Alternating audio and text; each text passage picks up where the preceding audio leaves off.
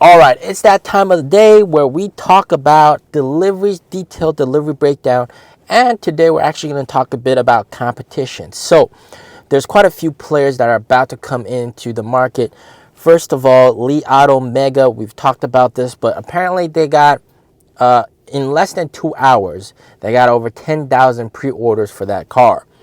But what's really interesting, I checked inside the Li Auto app. Some people were asking, is there going to be an EREV version?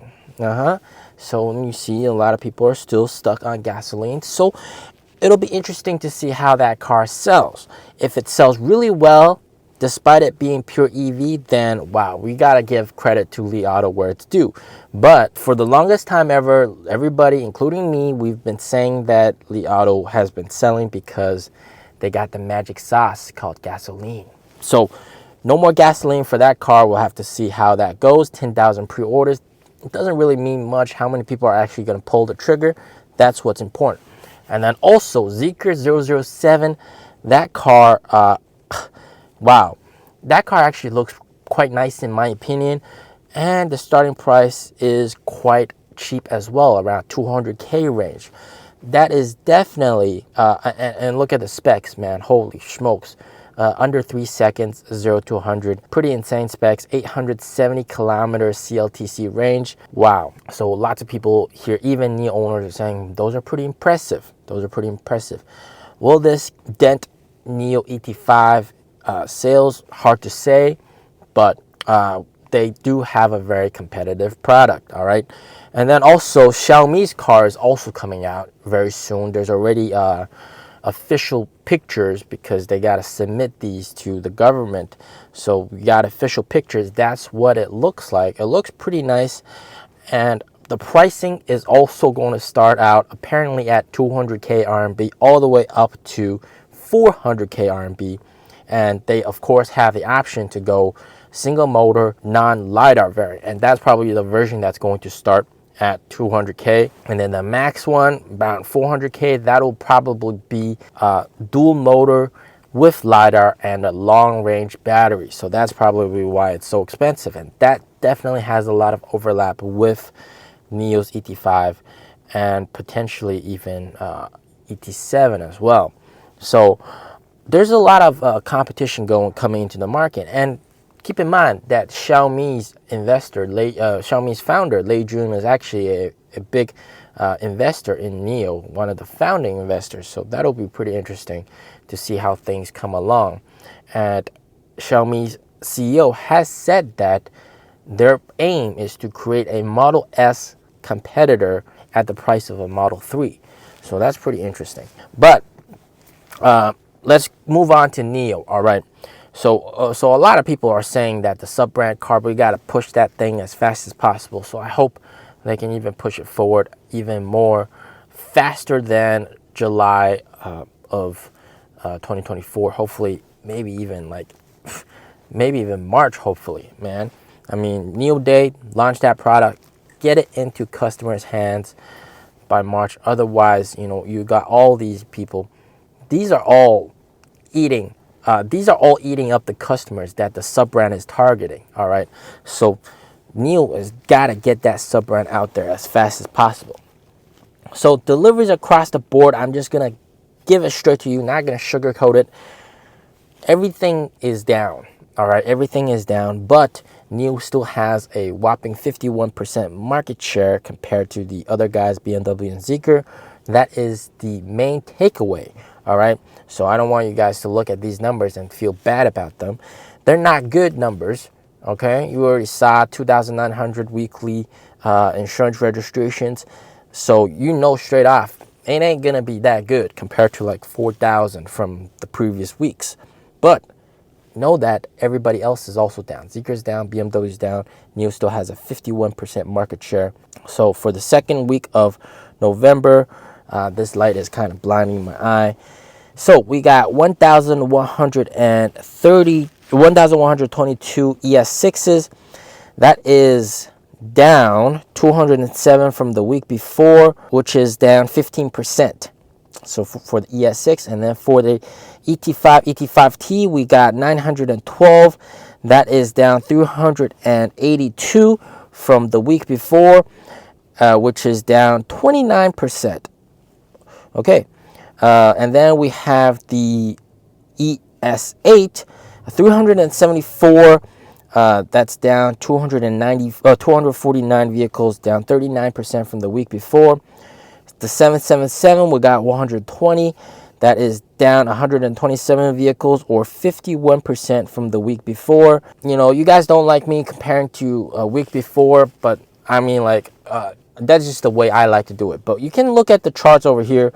This is the overall what it looks like, and you guys can compare. You can pause this video, compare it week 1 and week 4, or week 2 with the week 2 before, and see what it looks like at week 2. Okay, week 2 of October was a really bad week because they had vacation. So I erased that from this chart because it was a anomaly. But here, take a look. Everything is down. Not a very good look, but the other guys are also down. So let's go into the other guys. Zeekr 001, they delivered 1,147, which is down a whopping 1,284, or down 52% from the previous week. So Zeekr's down pretty big. And then we got the BMW i3. They delivered 1,063, which is down 268, down 20% from the week before. And then the iX3 616, which is down 21, or down 3%. So the iX3 is the one with the least down. All right. And the total SUV sales for ES6 plus EC6 is 1,526. So that is down about 500 from the week before, which was 2,042. So taking a look at the overall chart, everything combined, oh my God, take a look at this. So Zeekr used to be pretty good last week, but just bam, falling off a cliff, guys, falling off a cliff. And definitely dropping more than the other guys. But ES6, you see NIO ET5 over there, and then BMW iX3, EC6, ES8, 777. So in my opinion, if you take a look at the ES8 numbers, the ES8 numbers are dropping slightly. Could that be because of the upcoming Mega? Could be possible. Could be possible. And it's just the market is very, very crowded, guys. But I do have some good news. 2024 will actually be favorable for NIO. That is coming in a separate video. Okay, I'm going to talk about why. We're going to see probably deliveries be favored for NIO, because if you look at the situation right now, and this is partially why I think a lot of people might not be choosing EVs and choosing EREVs. It's because back, like, say 3 years ago, when I bought my EC6, we had so many benefits. First of all, we got no taxes, no purchase tax, and then also we had a whopping 30,000 RMB subsidy. Second year, 2 years ago, 2 years ago, you also had no purchase tax and then 20,000 subsidy. So 2 perks, all right?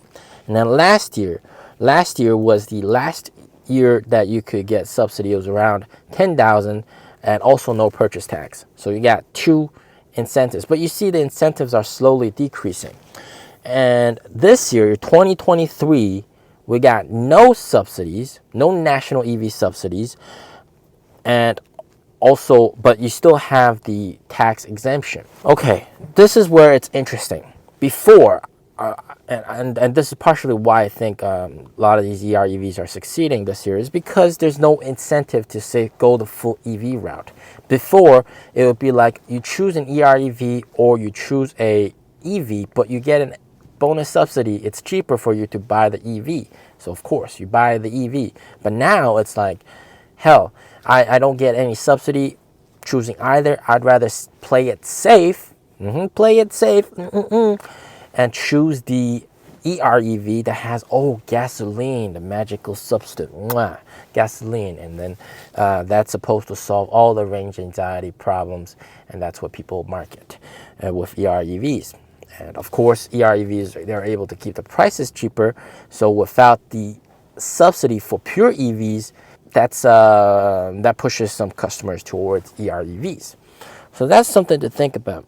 But it's very interesting to see the competition come in. All these other guys, man, the market is getting very crowded, and I think NIO is in desperate need of, first of all, sub brand, of course, and then also get the ET5 refreshed, get some cool specs, and then features down, get the price down, possibly, if possible, or just get the sub brand car out as soon as possible. We're all waiting for that. But to be bright-minded and optimistic, we still have 50% market share. Some guys have it down at 60%.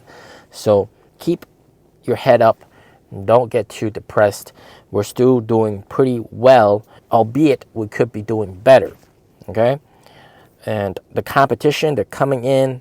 It's hot, but I think over a long period of time, that's when you're going to see who is actually going to be on top. And flashy specs doesn't really sell unless you have good quality and a good whole entire ecosystem to back everything up. So keep that in mind. Keep that in mind. All right, keep your heads up. As always, stay safe, stay healthy. Peace out.